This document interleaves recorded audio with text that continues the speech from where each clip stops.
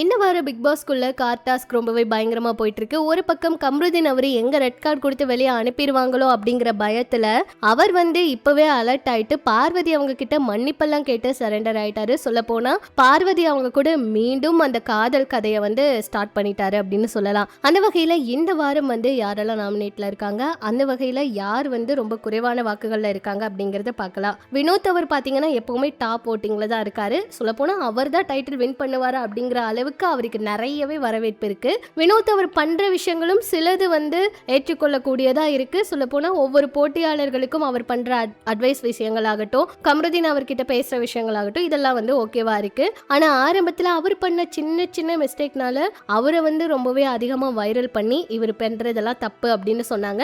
ரம்யா அவங்க வெளியே வந்துட்டு கூட அதுக்கு விளக்கம் கொடுத்திருந்தாரு. வினோத் அவர் நல்லவர் தான் அப்படின்னு சொல்லி. வினோத் அவர் டாப் ஓட்டிங்ல இருக்காரு. அதுக்கு அடுத்த இடத்துல எப்பவும் போல திவ்யா அவங்க இருக்காங்க.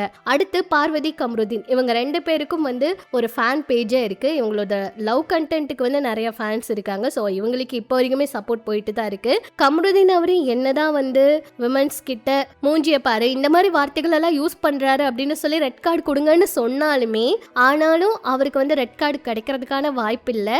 அவரு ரியலா இருக்காரு இந்த கேம்ல, அசீம் அவர் மாதிரி ரியலா பேசுறாரு அப்படிங்கிற மாதிரி அவருக்கு சப்போர்ட் பண்ற நிறைய பேர் இருக்காங்க. ஸோ கம்ருதீன் அவரும் பாரு அவங்களும் வெளியேறதுக்கான வாய்ப்பே இல்லை. அவங்க அடுத்து டாப் 5ல வரக்கு கூட வாய்ப்புகள் இருக்கு. அந்த வகையில அரோரா, சபரி, சாண்ட்ரா இவங்க அடுத்தடுத்த இடங்கள்ல இருக்காங்க. விக்ரம் அவர் பாத்தீங்கன்னா நல்லா விளையாடல. அதை தவிர்த்து அவர் எங்கேயுமே குரல் கொடுக்கிற இடத்துல பேசவே கிடையாது. சரியா அவர் தெரியவே இல்லை அப்படிங்கறத எல்லாருடைய கருத்து. அவரும் குறைவான வாக்குகள்ல இருக்காங்க. அடுத்து சுபிக்ஷா இருக்காங்க. சுபிக்ஷா, விக்ரம் இவங்க ரெண்டு பேர்த்துல யார் வேணாலும் வெளியேற வாய்ப்பு இருக்கு.